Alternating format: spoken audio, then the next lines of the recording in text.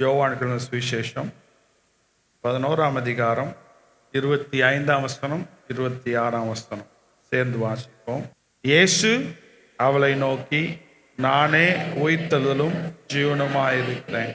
என்னை விசுவாசிக்கிறவன் மரித்தாலும் பிழைப்பான். உயிரோடு இருக்கிற என்னை விசுவாசிக்கிறவனும் என்றென்றைக்கும் மறியாமலும் இருப்பான். இதை விசுவாசிக்கிறாயா என்றார். அப்படியே உட்காருவோம். இயேசு கிறிஸ்துவின் உயிர் தெழுந்த வல்லமையை நம்ம செலிப்ரேட் பண்ணுறதுக்காக இன்றைக்கு வந்திருக்கிறோம். இயேசு கிறிஸ்து மரித்து அடக்கம் பண்ணப்பட்டு உயிர் தெழாவிட்டால் கிறிஸ்தவமே இருக்கார். Let's see. If Christ died and buried and if he is not resurrected, then there is no Christianity on this earth. Because of Christ's resurrection, the power of resurrection that transform our life into godliness. இயேசு கிறிஸ்துவின் உயிர்த்தெழுந்த வல்லமை உங்களையும் என்னையும் ஜீவனுள்ள வாழ்க்கை வாழ்வதற்கு உதவியாக இருக்கிறது. எத்தனை பேர் நம்புறீங்க? அல்லேலூயா. ஏன் இயேசு கிறிஸ்து இந்த வார்த்தையை, இந்த வல்லமை நிறைந்த வார்த்தையை இந்த இடத்தில் பயன்படுத்துகிறார்? என்ன வார்த்தை அப்படின்னு சொன்னா, நானே உயிர்த்தெழுதலின் வல்லமையாயிருக்கிறேன். இயேசு கிறிஸ்து நானே, ஐ ஆம் அப்படின்னு சொல்லி பைபிளில் சுவிசேஷங்களில், பைபிள்ன்றதை விட சுவிசேஷங்களில் எத்தனை முறை நானே, எத்தனை முறை நானே அப்படின்னு சொல்லியிருக்கார்? 7 முறை சொல்லியிருக்கார். அல்லேலூயா. தேவனுடைய வார்த்தைன்றது நான் சொல்றது இல்லை. தேவனுடைய வார்த்தை யூடியூப்ல சொல்றாங்களே, அதெல்லாம் சிலதை கலந்து வரும். பியூரா உங்க கையில், யார் கையிலெல்லாம் பைபிள் இருக்கு? இருக்கா? தூக்கி பிடிங்க பார்க்கலாம். பைபிளை தூக்கி, சிலர் செல்போனை தூக்கி பிடிக்கிறாங்க. சந்தோஷம். அட்லீஸ்ட் செல்ஃபோன்லையாச்சும் பைபிளை வை. அந்த ஆப் இந்த ஆப் வச்சுக்கிறது, செல்ஃபோன்லையாச்சும் பைபிளை வச்சு பைபிளை வாசி. எப்படியா பைபிளை வாசிச்சா சந்தோஷம்தான். ஆமென். அல்லேலூயா. எப்படியாவது ஏதாவது விதத்தில் தேவனுடைய வார்த்தைக்கு நீங்கள் முக்கியத்துவம் கொடுத்தீங்கன்னா உங்கள் சந்ததி வேற மாதிரி இருக்கும். ஆமென். அல்லேலூயா. ஓகே, முதல்ல நான் அப்படின்னு சொல்லி 7 சொன்னோம்ல. 7ல் யார் 7ஐயும் லைன் படி சொல்றா? ட்ரை பண்ணுவோமா? முதல்ல என்ன சொல்ற? நானே ஜீவ அப்பம். 2வது, நானே உலகத்திற்கு ஒளியாய் இருக்கிறேன். 3வது, நானே நல்ல மேய்ப்பன். 4வது, நானே வாசல். 5வது, நானே ஜீவ அப்பம். 6வது, நானே மெய்யான திராட்சை செடி. 7வது, நானே உயிர்த்தெழுதலும். இப்போ நம்ம ஆர்டரா சொல்லலை, பட் அட்லீஸ்ட் நம்ம என்ன பண்ணிக்கலாம், தெரிஞ்சு வச்சுக்கலாம்.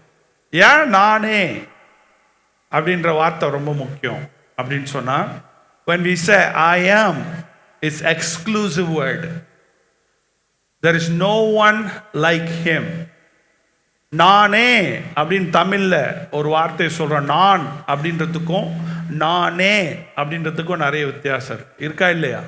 நானே அப்படின்ற இடத்துல வேற எதையுமே நம்ம என்ன பண்ண முடியாது, ஆட் பண்ண முடியாது. அப்போ இந்த இயேசு கிறிஸ்து சொல்லுகிறார், நானே உயிர்த்தெழுதலின் வல்லமையாய் இருக்கிறேன் அப்படின்னு சொல்லி இயேசு கிறிஸ்து யார்கிட்ட சொல்றாரு சொன்னா, மார்த்தாள் கிட்ட.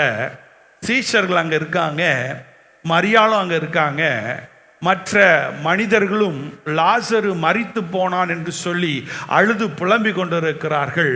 அப்போ மார்த்தாளை பார்த்து இயேசு கிறிஸ்து சொல்லுகிறார், மார்த்தாளே மார்த்தாளே, நீ ஏன் கவலைப்படுற? உயிர்த்தெழுந்த வல்லமை உன் பக்கத்திலேயே நிக்குது. நீ ஏன் கவலைப்படுற? நீ ஏன் அழுற? நானே உயிர்த்தெழுதலின் வல்லமையாயிருக்கிறேன். அல்லேலூயா. எத்தனை பேர் நம்புறீங்க? எத்தனை பேர் விசுவாசிக்கிறீங்க? முதல்ல 1ஆம் வசனம், 2ஆம் வசனம், 3ஆம் வசனத்தில் பார்க்கும்போது இயேசு கிறிஸ்து ஊழியம் செஞ்சுட்டு இருக்கார். வாசிக்க டைம் இல்லை. இந்த ஸ்டோரியை சொன்னாதான் நம்ம சொல்ற வார்த்தையோட அர்த்தம் உங்களுக்கு புரியும். இயேசு கிறிஸ்து ஊழியம் செஞ்சுட்டு இருக்கார்.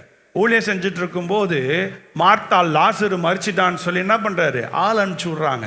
ஆள் அனுப்பிச்சு விட்டோன்னே இயேசுகிட்ட வந்து சொல்றாங்க, நீ நேசிக்கிற குடும்பத்தினர், அந்த குடும்பத்தில் இருக்கிற ஒரு மனுஷன் லாசரு மரித்து போனான், அதனால அந்த குடும்பத்தினர் உங்களை கூப்பிடுறாங்க. ஆக்சுவலா மரித்து போனான்னு கூட, வியாதிப்பட்டு இருக்கிறான். கொஞ்சம் கவனிங்க, வியாதிப்பட்டு இருக்கிறான்.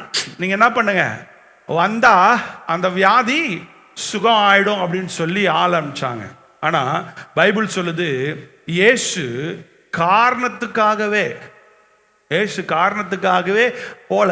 ஏன் சொல்றாருன்னா, இந்த சம்பவத்தின் மூலமாக என் நாமம் யூதேயாவிலே மகிமைப்படும். ஏன்னா அதுக்கு முன்னாடி இயேசு கிறிஸ்து யூதேயாவுக்கு போகும்போது யூதேயாவின் ஜனங்கள் வந்துட்டு இயேசுவை பார்த்து சொல்றாங்க, நீங்க எங்க ஊருக்கு வராதீங்க, நீங்க வந்தா எங்களுக்கு பயமா இருக்கு, அதனால நாங்க என்ன பண்ணோம், உங்களை கல்லெறியவும் அவரை கொல்லவும் வகை தேடினார்கள் சொல்லி பைபிள் சொல்லுது.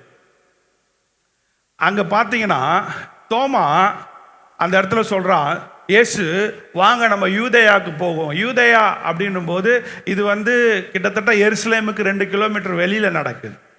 பெத்தனியா அப்படின்ற ஒரு இடத்துல இருக்கு. அந்த பெத்தனியாவுக்கும் எருசலேமுக்கும் 2 கிலோமீட்டர் தூரம் தான் இருக்கு. இப்போ இயேசு கிறிஸ்து இன்னொரு பட்டணத்திலிருந்து பெத்தனியாவுக்கு வரணும். இப்போ அங்க இருக்கிற சீஷர்களுக்கு தெரியும், போன வாட்டி ஊழியத்துக்கு போகும்போது இயேசுவையும் சீஷர்களையும் கல்லெறியத்துக்கு இந்த ஜனங்க வந்தாங்க. இப்போ திருப்பி அவர் உள்ள போனா என்ன நடக்கும் அப்படின்னு இருக்கும்போது அங்க இருக்கிற ஒரு சீஷன் சொல்றான், வாங்க எல்லாம் போய் சாகலாம். வாங்க, படிச்சிருக்கீங்களா? இதெல்லாம் படிக்க மாட்டோம். அவனா சொல்றான், எல்லாம் போய் சாகலாம் அப்படின்னு சொல்ற. அப்ப இயேசு என்ன சொல்றாரு, வெயிட் பண்ணு, அந்த பட்டணம் என் நாமத்தை மகிமைப்படுத்தும், இந்த சம்பவத்தின் மூலமாக முழு பட்டணம் தேவனுடைய நாமத்தை உயர்த்தும். ஆமென். இப்போ இயேசு கிறிஸ்து எத்தனை நாள் கழிச்சு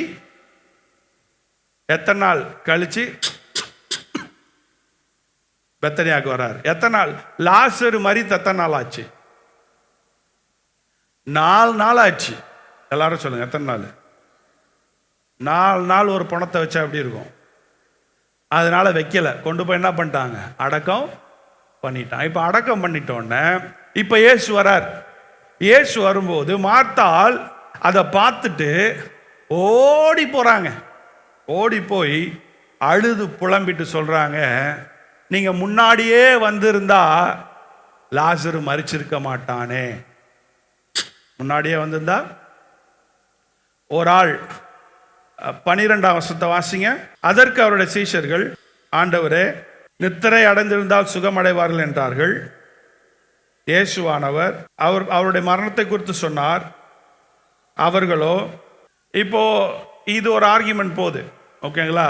நான் ஆக்சுவலாக ஒவ்வொன்றா போனோன்னா ரொம்ப நேரம் ஆகும். அதனால் நான் முடிஞ்ச வரைக்கும் முக்கியமான பாயிண்ட் நான் உங்களோட கூட ஷேர் பண்ண விரும்புகிறேன். என்ன நடக்குதுன்னா, 21ஆம் வசனத்தை வாசிங்க.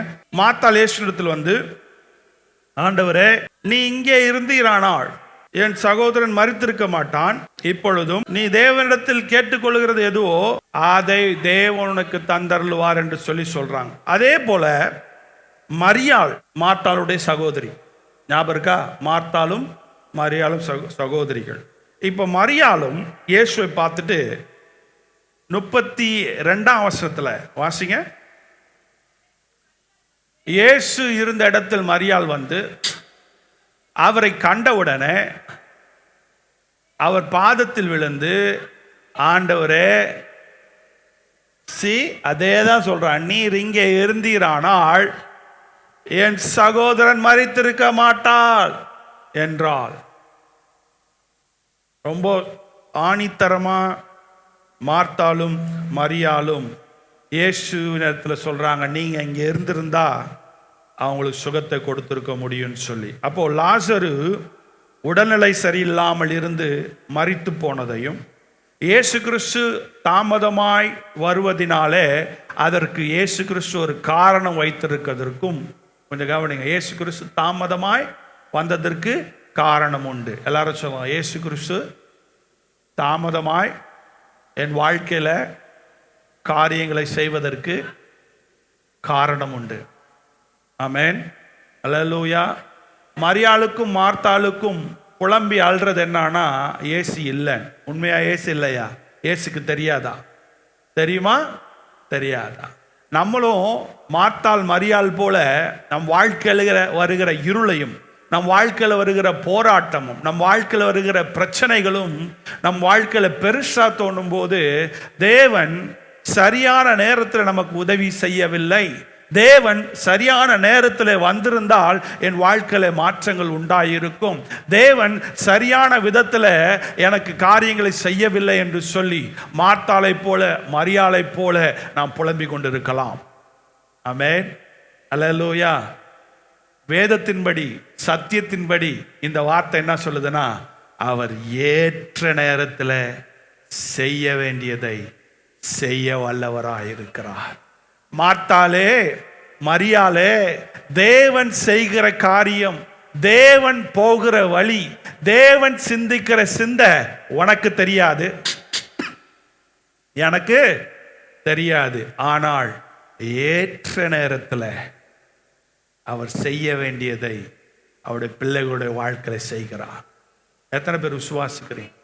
பக்கத்தில் சொல்லுங்க. உயிர் திறந்த நாளில் கலங்கி புலம்பி அழுது வேதனையாக உட்காந்துருக்காதீங்க.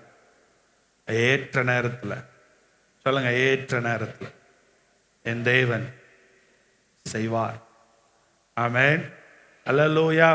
உங்க டைம் இல்லை, ஏன் டைம் இல்லை, நீங்க எதிர்பார்க்குற சைஸ் இல்லை, நீங்க எதிர்பார்க்குற கலர் இல்லை, நீங்க விரும்புறதல்ல. ஏன்னா நீங்களும் நானும் விரும்புகிற சைஸும் கலரும் ஒருவேளை அது கர்த்தருக்கு பிரியமா இல்லாம இருக்கலாம். கர்த்தர் விரும்புகிறதை செய்வார். ஆமென், அல்லேலூயா. அப்போ பக்கத்துல பார்த்து கேளுங்க, அது உங்களுக்கு ஓகேவா? அது உங்களுக்கு ஓகேவா? கேளுங்களேன், பதில் சொல்லுங்க. ஓகேவா? நம்ம பிரச்சனையே அதெல்லாம் முடியாது, அதெல்லாம் முடியாது. தேவனுக்கே பதில் சொல்ற ஆட்கள் நம்ம. அதெல்லாம் முடியாது, எனக்கு வேணும்னா வேணும். ஆண்டவர் சொல்ல, நீ வேணும்னு எவ்வளோ வட்டாரம் பண்ணாலும் நீ சின்ன பிள்ளை மாதிரி அழு, சின்ன பிள்ளை மாதிரி ஃபாஸ்டிங் போடு. சின்ன பிள்ளைங்க தான் இதெல்லாம் பண்ணும். பார்க்க சொல்ல, சின்ன பிள்ளைங்க தான் இதெல்லாம் பண்ணும். நீங்கள் நினைக்கிறீங்களா? அது கிறிஸ்தவ முதிர்ச்சி இல்லை, சின்ன பிள்ளைங்க தான். இப்போது எசேக்கியா ராஜா ஆண்டவர் எசேக்கியா ராஜா கிட்ட சொன்னார், உன் வாழ்நாள் முடிஞ்சிருச்சுப்பா, நீ என் கூட வந்துரு. உன் வாழ்நாள் முடிஞ்சிருச்சு, என் கூட வந்துரு. இப்போ எசேக்கியா ராஜா என்ன சொல்கிறான்? ஐயோ, நான் ராஜாவாக இருக்கேன், நான் இவ்வளோ பிள்ளைங்களை பெற்று வச்சுருக்கேன், இவ்வளோ வசதிலாம் இருக்குது, இப்போ தான் இதெல்லாம் நடந்திருக்கு, பிரச்சனைலாம் இப்போ தான் மாறி இருக்கு, இப்போ தான் நான் சந்தோஷமாக வாழ்ந்துட்டு இருக்கேன். இப்போ வாழ்கிற நேரத்தில் ஏன் கூப்பிடுறீங்க? இன்னும் கொஞ்ச நாள் சந்தோஷமாக வாழ்ந்துட்டு வரேன். தேவன் சொன்னார், வானாடா, இதுக்கப்புறம் தான் உனக்கு நிறைய டேஞ்சர் இருக்குது, நல்லா வாழ்ந்துட்ட, நல்லா இருக்குட, சந்தோஷமாக இருக்க, வா, உன்னை எனக்கு பிடிச்சிருக்கு, வா சொல்கிறா. ஐயோ, நான் வரமாட்டேன். ஐயோ, ஃபாஸ்டிங் போடுறது என்ன? அப்படியே இந்த பேய் பிடிச்சவங்களுக்கும் கொஞ்சம் கவனிங்க. நான் பார்த்துருக்குறேன், இத்தனை வருஷமா இருக்கிறேன். உங்களுக்குலாம் சொன்னால் உங்களுக்கு புரியாது. இந்த ஒட்டாரம் பிடிக்கிறவனுக்கு வித்தியாசம்லாம் ஒன்றும் இல்லை. கர்த்தர் ஒழுங்கா உக்காந்து சொன்னாலே அவர் காது கேட்கும். கேட்குமா கேட்காதா? கேட்குமா கேட்காதா? நல்லாவே கேட்கும். சொல்லுங்க, நல்லாவே கேட்கும். ஆமென், அல்லேலூயா, அல்லேலூயா. நம்ம ஆளுங்கெல்லாம் வசனத்தை மாற்றி வச்சிருக்காங்க, வசனத்தை சொல்லி கொடுக்கல. அவங்க எப்படி ஒட்டாரம் பிடிச்சி அவங்க நினச்சிக்கிறாங்க, ஒட்டாரம் பிடிச்சி வாங்கினாங்க. இல்லை இல்லை, கர்த்தர் கொடுத்தார். ஆமென், சொல்லுங்க, கர்த்தர் கொடுத்தார். சந்தோஷமா ஏற்றுக்கலாமா? சந்தோஷமா ஏற்றுக்கலாமா? அதுதான் இல்லை.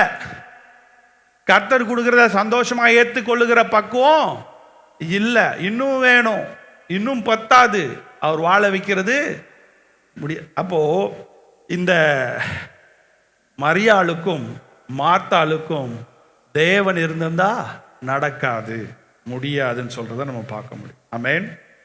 தேவன் காரணங்களோடு காரியங்களை செய்ய வல்லவராக இருக்கிறார். ஆமென்.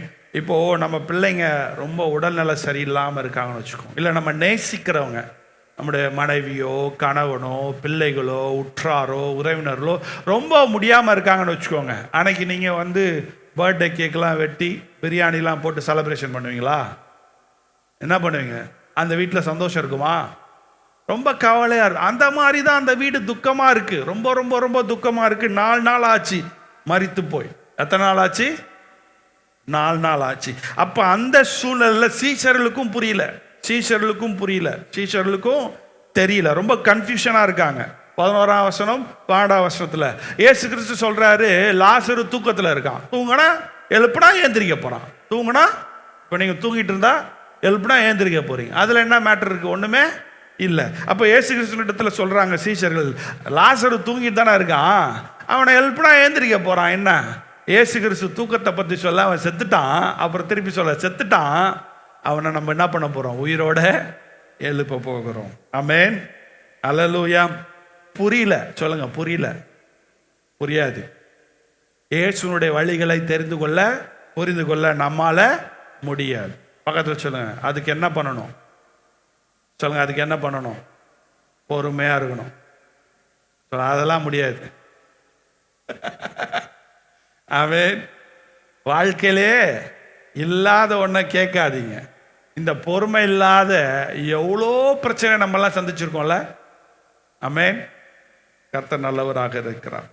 2வது 17ஆம் வசனத்திலிருந்து 27ஆம் வசனம் வரைக்கும் பார்க்கும்போது டிக்ளரேஷன் ஆஃப் டிவைனிட்டி, அதாவது தேவன் எவ்வளவு கர்த்தத்துவம் உள்ளவர் என்பதை இந்த வசனங்கள் நமக்கு வெளிப்படுத்துகிறதை நாம் பார்க்க முடியும். அப்போ மார்த்தாள் வந்து கேட்கும்போது மார்த்தாளுக்கு இயேசு சொல்றாரு 21ஆம் வசனத்தில், ஐ ஆம் த ரிசரக்ஷன் அண்ட் லைஃப்.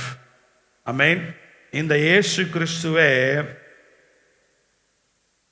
உயிர்த்தெழுதலும் ஜீவனுமாய் இருக்கிறார். அப்பனா வேற எங்கேயுமே, வேற எந்த இடத்துலையுமே, கொஞ்சம் கவனிங்க, ரொம்ப முக்கியமான ஒன்று, வேற எந்த இடத்துலையும் வேற எங்கேயுமே அந்த உயிர்த்தெழுந்த வல்லமை இல்லை. ஜீவன் என்பது, சொல்லுங்க, ஜீவன் என்பது வேற எங்கேயுமே இல்லை. ஜீவன் தேவன் கொடுத்திருக்கிறான். ஆமென். அப்படின்னா நானே உயிர்த்தெழுதல் வல்லமை, அப்படின்னா நானே ஜீவன் சொன்னா, அப்ப இந்த ஜீவன் தேவன் கொடுத்திருக்கிறார். ஆமென். இந்த ஜீவன் தேவனிடத்தில் வந்திருக்கு. He is the giver of life. More than that, he is life. தேவன் எனக்கு ஜீவனை கொடுத்திருக்கிறார், நமக்கு ஜீவனை கொடுத்திருக்கிறார், நம்ம எல்லாருக்கும் ஜீவனை கொடுத்திருக்கிறார். அவர் கொடுக்கிறவர் அல்ல, அவரே ஜீவனாய் இருக்கிறார். கொடுக்கிறதுக்கும் அவரே ஜீவனாய் இருக்கிறதற்கும் நிறைய வித்தியாசம் இருக்கு. ஆமென், அல்லேலூயா. அப்ப அவரை அல்லாமல் நம் வாழ்க்கையில உண்மையா ஜீவனம் இல்லை, ஜீவனம் பண்ணவும் முடியாது. ஒரு பாடகன் இப்படி எழுதியிருக்கார், உம்மையன்றி அணு ஏதும் அசையாதையா, உம் துணையின்றி. என்ன சொல்ல வர? உமையன்றி அணு ஏதும். பைபிள்ல இருக்க வசனங்கள், அவர்தான் ஜீவன், அவர்தான் வாழ்க்கை, அவர்தான் நமக்கு கொடுத்திருக்க பிறப்பையே அவர்தான் என்ன பண்ணிருக்கார்? கொடுத்திருக்கார். நம்ம வாழ்க்கையே அவர் கையில தான் இருக்கு, நம்முடைய இறப்பும் அவர் கையில தான் இருக்கு. ஆமென், அல்லேலூயா. அதனால இந்த தேவன் நமக்கு உயிர்த்தெழுந்த வல்லமையை கொடுத்திருக்கிறார். ஆமென், அல்லேலூயா. இப்போ இந்த வார்த்தையை கேட்கும்போது, இந்த வசனம் நமக்குள்ள போகும்போது, இயேசு மார்த்தாளுக்கு சொல்றாரு, இதுதாம்மா பதில், நான் தான் உயிர்த்தெழுதல், நான் தான் ஜீவன் அப்படின்னு சொல்லும்போது அவருடைய உண்மையான தனித்துவத்தை அவர் வெளிப்படுத்துகிறார். அவருடைய உண்மையான தனித்துவத்தை, அவருடைய உண்மையான கேரக்டரை அவர் வெளிப்படுத்துகிறார். பைபிளில் நிறைய கேரக்டர் இருக்கு. பட் நம்ம வந்து இந்த சிலுவை நாட்களையும் உயிர்த்தெழுதலையும் நம்ம யோசிக்கும் போது 2 கேரக்டரை நான் எம்பசைஸ் பண்ண விரும்புகிறேன். அதில் ஒரு கேரக்டரு லயன், இன்னொரு கேரக்டரு லாம். ஒரு கேரக்டர் சிங்கம், இன்னொரு கேரக்டரு ஆட்டுக்குட்டி. என்னது? சிங்கமும் ஆட்டுக்குட்டியும் ஒன்னா போகாது. இது 2த்துக்குமே வெவ்வேறு குணாதிசயங்கள் இருக்கு. இருக்கா? இருக்கா? இருக்கு. ஆனா அப்போ எப்படி நாம் இந்த இயேசு கிறிஸ்துவின் தனித்துவத்தில் நம்ம எப்படி இயேசுவ யூதா கோத்திரத்தின் சிங்கம் என்று சொல்லி ஆதியாகமத்தின் புஸ்தகம் 49ஆம் அதிகாரத்தில் நாம் வாசிக்கும் போது, அந்த 49ஆம் அதிகாரம் 9ஆம் வசனத்தில் நாம் வாசிக்கிறோம், யூதா சிங்கம் அப்படின்னு சொல்லி பெயரிடுகிறதையும், யோவானுக்கு எழுதின சுவிசேஷம் 1ஆம் அதிகாரம் 29ஆம் வசனத்தில் நான் வாசிக்கிறோம், இதோ உலகத்தின் பாவங்களை சுமந்து தீர்க்கிற தேவ ஆட்டுக்குட்டி. தேவ ஆட்டுக்குட்டி. பலி இல்லாமல் பாவ நிவர்த்தி இல்லை. பழைய ஏற்பாட்டு பிரமாணத்தின்படி என் பாவங்கள் மன்னிக்கப்பட வேண்டுமானால் எனக்காக பலி செலுத்தப்பட வேண்டும். பலிக்கான ஆடு ஆண்டவராக இயேசு கிறிஸ்து. அதை தான் நம்ம குட் ஃப்ரைடேல என்ன பண்ணோம்? செலிப்ரேட் பண்ணோம். குட் ஃப்ரைடேல கர்த்தரின் பாவங்களை நீக்கினார், கர்த்தரின் பாவங்களை கழுவினார், என் பாவங்கள் சிவேரென்று இருந்தது, கர்த்தரின் பாவங்கள் இருந்து என்னை விடுதலையாக்கினார். எப்படி விடுதலை என்பது?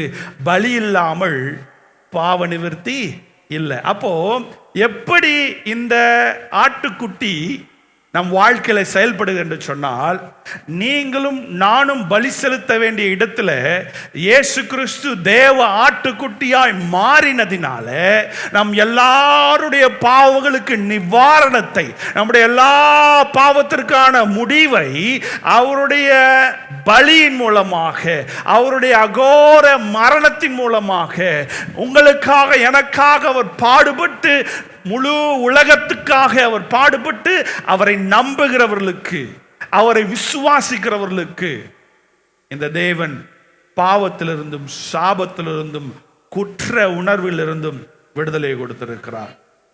ஆமென். எல்லா பாவங்களுக்காக தேவ ஆட்டுக்குட்டியானவர் சிலுவையில பலியாக தன்னை ஒப்பு கொடுத்தார். ஆமென். நம்புகிறவர்கள் சொல்ல முடியும், இனி நான் பாவி அல்ல, இனி நான் பாவி அல்ல, என்னை தேவன் விடுதலையாக்கினார். ஆமென். அல்லேலூயா. வெளிப்படுத்தல் விசேஷத்தில் 5ஆம் அதிகாரம் 5லிருந்து 6ஆம் வசனம் வரைக்கும் வாசிக்கும் போது சிங்கத்தை பற்றியும் ஆட்டுக்குட்டியை பற்றியும் அங்கே சொல்லப்பட்டிருக்கு. சிங்கத்தினுடைய நேச்சர் என்னன்னு சொன்னால் உங்களுக்கு எல்லாருக்கும் தெரியும், அது கட்சிக்கிற வல்லமை உடையது. சிங்கம் சிங்கம் காட்டுக்கே ராஜா, ஆடு அதுக்கு ஆப்போசிட். ஆமென். அல்லேலூயா. இந்த தேவன் யூத ராஜ சிங்கமாக அவருடைய குணத்தில் ஆட்டுக்குட்டியின் குணத்தை உடையவராக, ஒரு தாழ்மையின் ஏழ்மையின் ரூபத்தை கொண்டு கர்த்தர் நமக்கு விடுதலை வாங்கி கொடுத்திருக்கார். ஆனா அவர் யூத ராஜசிங்கம்.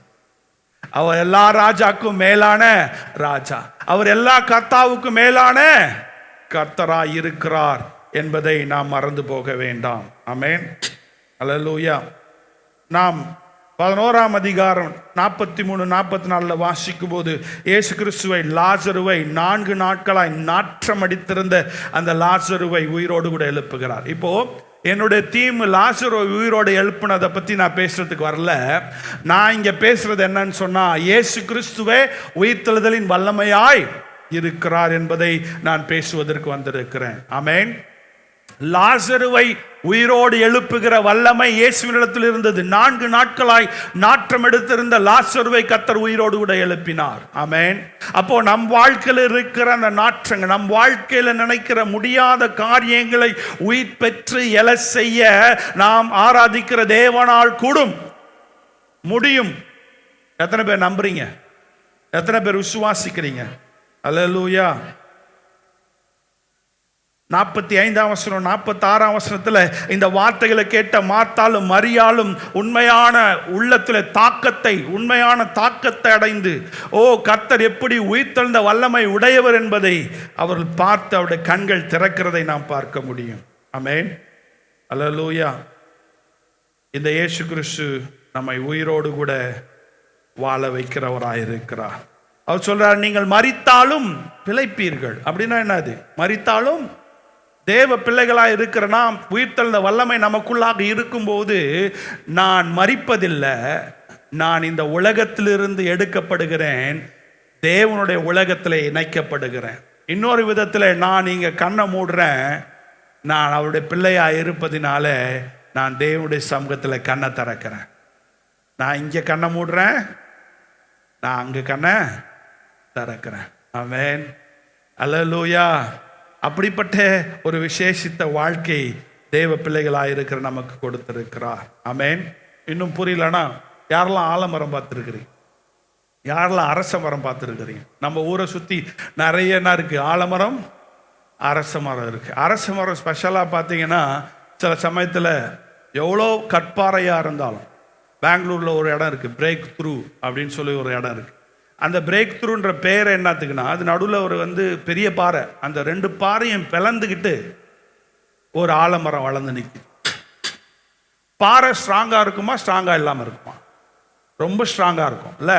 நம்ம போடுற கான்கிரீட் போட்டு கட்டுறதை விட பாறை ரொம்ப ஸ்ட்ராங்காக இருக்கும். அந்த பாறையே அந்த ஆலமரத்தின் விதை ரொம்ப பெருசெல்லாம் இல்லை. சொல்லுங்க, ஆலமரத்தின் விதை ரொம்ப பெருசெல்லாம் எத்தனையோ வருஷங்களுக்கு முன்பாக, ஒருவேளை 50 வருஷம் இருக்கலாம், ஒருவேளை நீங்கள் நினைக்க விதை எத்தனையோ வருஷங்கள் உயிராக இருக்கும். அது உள்ள உருவாகி அந்த சின்ன விதை, எல்லாரும் சொல்லுங்க சின்ன விதை, சொல்லுங்க சின்ன விதை, பாறையே உடைச்சிட்டு பெரிய மரமா வளர்றதுக்கு வல்லமை இருக்கும்னா, இந்த இயேசு கிறிஸ்துவின் வல்லமை அதை விட மேலானது. அல்லேலூயா, சொல்லுங்க அதை விட மேலானது. பாறையை உடைச்சிட்டு வளர்றதுக்கு தேவன் படைத்த படைப்புல இந்த மரத்துக்கு வல்லமை இருக்கும்போது, அந்த படைப்பின் தேவன் எவ்வளவு வல்லமுடையவராக இருப்பார் பாருங்க. ஆமென். அப்படின்னா நல்லா புரிஞ்சுங்க, இந்த உயிர்த்தெழுந்த வல்லமை மாறாது, முடியாது. என் கசப்பு மாறாது, என் எரிச்சல் மாறாது, என் பெருமை மாறாது. கொஞ்சம் கவனிங்க, உயிர்த்தெழுந்த நாள் வந்துட்டு போயிட்டே இருக்கும். என்னுடைய அவிசுவாசம் மாறாது. இந்த சகோதரி மாற மாட்டாங்க, இந்த சகோதரன் மாற மாட்டாங்க. இவங்க வாழ்க்கையே மாறுவதற்கு வாய்ப்பே இல்லைன்னு சொல்லிட்டு இருக்கிறதுக்கான வாய்ப்பே இல்லை. ஏன்னா இந்த உயிர்த்தெழுந்த வல்லமை எல்லா தடைகளையும் தகர்த்தெறிந்து முளைத்து மரமா எழும்பக்கூடிய வல்லமை இருக்கிறது. ஆமென், அல்லேலூயா. புரியலையா? நான் சொல்றது காது கேட்கலையா? இந்த உயிர்த்தெழுந்த வல்லமை நமக்குள்ளாக இருக்குமானால் எதுவுமே நம்மளை தடை பண்ண முடியாது. எதுவுமே நம்மளை தடை பண்ண முடியாது. நான் வளராம இருப்பதற்கு காரணம் அந்த உயிர்த்தெழுந்த வல்லமை நான் புரிந்து கொள்ளவில்லை. நான் கசப்பாக இருப்பதற்கு காரணம் இன்னும் உயிர்த்தெழுந்த வல்லமை நான் புரிந்து கொள்ளவில்லை. என்னால் மன்னிக்காம இருக்கிறதுக்கு காரணம் உயிர்த்தெழுந்த வல்லமையை புரிந்து கொள்ளவில்லை. விட்டு கொடுக்க முடியாம இருக்கிறதுக்கு காரணம் என்னால் உயிர்த்தெழுந்த வல்லமை. இந்த உயிர்த்தெழுந்த வல்லமை வெறும் மேலோட்டமா இருக்கு, உள்ள ஓடல, இருதயத்தில் ஓடல, மூளையில ஓடல. கொஞ்சம் கவனிங்க, இன்னைக்கு நிறைய கிறிஸ்தவருடைய பிரச்சனை என்னன்னா, வெறும் பாட்டு, கூத்து, டான்ஸ் இதெல்லாம் பண்ணுங்க, வேணான்னு சொல்லல. ஆனா அது இருதயத்திலிருந்து வரும்போது மாற்றத்தை உண்டாக்கும். ஆமென், அல்லேலூயா. நான் முழங்கால் போட்டாலும், நான் ஃபாஸ்டிங் போட்டாலும், நான் 24 மணி நேரம் ஜெபம் பண்ணாலும் என் இருதயத்திலிருந்து இவைகள் வரலனா அவைகள் என்னை மாற்றுவதில்லை, என் சுவாபங்களை மாற்றுவதில்லை. என் வாழ்க்கையில் இருக்கிற அந்த கசப்பை, என் வாழ்க்கையில் இருக்கிற எரிச்சலை, என் வாழ்க்கையில் இருக்கிற கோபத்தை, என் வாழ்க்கையில் இருக்கிற அந்த கெட்ட குணாதிசயங்கள் என்னை விட்டு போவதே இல்லை. ஆமென், அல்லேலூயா. ஏன்னா அந்த உயிர்த்தெழுந்த வல்லமை மேலோட்டமா ஓடுது. மேலோட்டமா உள்ள போல அது ஜீவனா இல்லை, அது உள்ள செத்து இருக்கு. வெளியில வரும், சும்மா சத்தம் வருது. ஆமென், அல்லேலூயா. நான் சொல்லி முடிக்கிறேன். இந்த உயிர்த்தெழுந்த வல்லமை நம் வாழ்க்கையில நிறைய ஆசீர்வாதத்தை கொண்டு வந்திருக்கு. ஆசீர்வாதம் வெரி மச் கேரண்டி. நிறைய பேர் நம்ம இன்சூரன்ஸ் போடுறோம், நிறைய பேர் என்ன பண்ணுறோம், பேங்க்கில் லைஃப் இன்சூரன்ஸு, சேவிங் இன்சூரன்ஸு, இல்லை சீட்டு போட்டு ஏதாவது ஒரு என்ன பண்ணுறோம், நம்ம வாழ்க்கைக்கான தேவையை சந்திக்கிறது நம்ம போடுறோம். அதெல்லாம் கேரண்டியாக கிடைக்கணும் உங்களால் சொல்ல முடியுமா? நாடா பாஸ்ட்டு ஈஸ்டர் அன்னைக்கு நம்ம ஏதோ சீட்டு போட்டு வச்சுருக்கிறோம், அதெல்லாம் கேரண்டியாக கிடைக்குமா? எவ்வளோதான் நம்பத்தக்க ஆட்களாக இருந்தாலும் ஏதாவது ஒரு சூழ்நிலை வரும்போது மாறிடுறாங்க. அந்த மாதிரி அனுபவப்பட்டிருக்கீங்களா? படலன்னா படுவீங்க. கேரண்டி அப்படின்ற வார்த்தை இந்த உலகத்தில் யாரையும் நம்பாதீங்க. சொல்லுங்க பக்கத்தில், யாரையும் நம்பாதீங்க. தெளிவாக சொல்கிறேன். ஏன்னா பிகாஸ் we are all, நம்ம உண்மை உள்ளவர் யார்? உண்மை உள்ளவரே நம்ப. அதனால யாரையும் நம்பாதீங்கன்னு நான் சொல்லி கொடுக்கல. நம்பலாம், ஆனால் இயேசுவை விட நம்பக்கூடாது. நிறைய பேர் என்ன சொன்னா, அப்போ இயேசு, நாங்கள் எல்லாம் இயேசு ஒண்டி தான் நம்பியிருக்கோம். அப்படி இல்லை, நம்ம எல்லாரையும் நம்பணும். அதாவது நம்ம கூட இருக்கிறவங்க நம்பணும், ஆனால் இயேசுவை விட நம்ப கூடாது. இப்போ பாயிண்ட் என்ன பெனிஃபிட்னா, இயேசு கிறிஸ்து உயிர் தெழுந்தார், கேரண்டியா நாமும் உயிர் தெழுவோம். இயேசு கிறிஸ்து உயிர் தெழுந்தார், நானும் உயிர் தெழுவேன். It's guarantee. ஆமென். எத்தனை பேர் நம்புறீங்க? இதெல்லாம் என்ன உலகத்தோட தின்றதும் குடிக்கிறதும் வாழ்றதும் இல்லைங்க. இங்க வாழ போறது கொஞ்ச நாட்கள், தேவனோடு வாழ போறது தான் நித்திய நித்திய நித்திய. நித்தியம் பெருசா டெம்பரரி பெருசா? நீங்களே, நம்ம எல்லாம் டெம்பரரிக்காக என்னென்னலாம் பண்றோம். ஆனா இந்த டெம்பரரி வாழ்க்கையில நித்தியத்திற்காக நாம் வாழும்போது அந்த நித்தியத்தில் தேவனோடு வாழ முடியும். ஆமென். ரெண்டாவது, இந்த உயிர்த்தெழுந்தல் இப்ப இயேசு என்ன செய்யறார், என்ன ஊழியம் செய்யறான்னு நமக்கு தெரியுது. இயேசு உயிர்த்தெழுந்தார், சாகல, கல்லறைக்குள்ள இல்ல. இப்ப இயேசு ஊழியம் செஞ்சுட்டு இருக்கார். ஆமென்.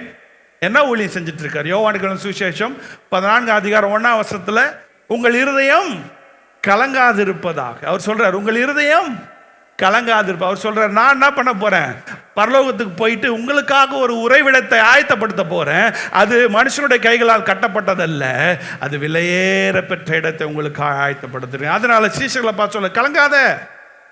அப்போ எல்லாரும் சொல்ல, தேவன் எனக்காய் கிரியை செய்து கொண்டிருக்கிறார், என்னை அவரிடத்தில் கொண்டு போவதற்கு அவர் கிரியை செய்து கொண்டிருக்கிறார். ஆமென். நான் தூங்கும் போதும் அவர் எனக்காய் கிரியை செய்து கொண்டிருக்கிறார். நான் அமர்ந்தாலும் நடந்தாலும் உட்கார்ந்தாலும் படுத்தாலும் அவர் எனக்காய் கிரியை செய்து கொண்டிருக்கிறார். ஆமென்.